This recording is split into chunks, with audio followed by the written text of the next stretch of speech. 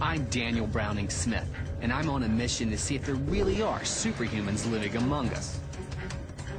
I'm in California, where I'm putting a modern-day samurai who claims to have superhuman abilities to the test. Machi-san has already impressed me by slicing a baseball exactly in half. But now I'm putting him to the ultimate test. Can he cut a pellet in mid-flight with his samurai sword? Proving he's different than everybody else on the planet. Without this slow motion. This experiment is ready to start. And helping me is Dr. Ramani Durvasula. Okay, we're ready, Kay. Kay is going to fire the pellet at Machi-san from a distance of 70 feet. This throws even more variables into the equation. The gun is handheld, so aiming it will not be 100% accurate. Also, even the slightest puff of wind will affect the course of the pellet.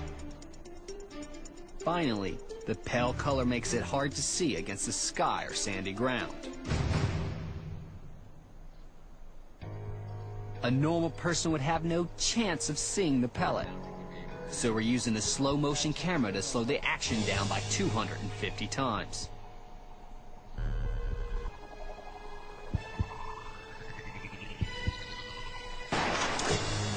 I heard something. The only way of knowing if Machi-san has sliced the pellet is to play back the slow motion camera.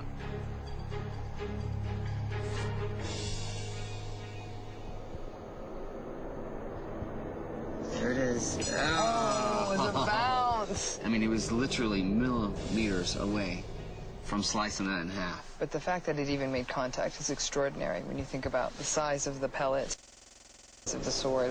It's amazing. This result isn't good enough for Machi-san. For him, it's a matter of honor.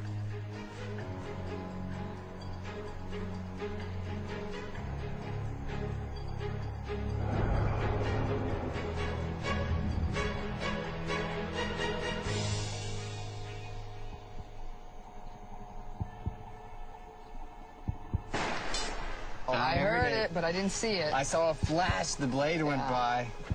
All right, So we're going let's to play see. back. Let's We're see going to what play this is back. about. Using the slow motion camera, I want to see if Machi-san has achieved the superhuman.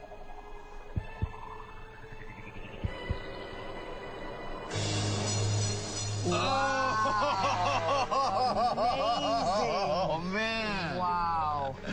Oh, you can see the just piece a go one slice. way and the other one go that way. Oh, that was amazing. But how does Dr. Ramani explain what she's just witnessed? This is about processing at an entirely different sensory level because he's not visually processing this. This is a different level of anticipatory processing, something so procedural, something so fluid for him. He's working as a perfectly calibrated machine.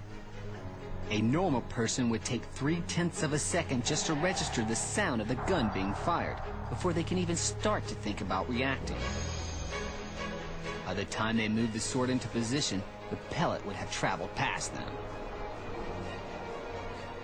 It seems Machi-san is able to do this by disengaging his thought processes, reacting in a purely instinctive way. I think, yep, this is the one. You can see the little nick in it.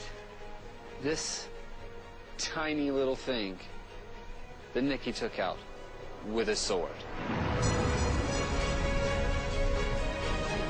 This is absolutely superhuman.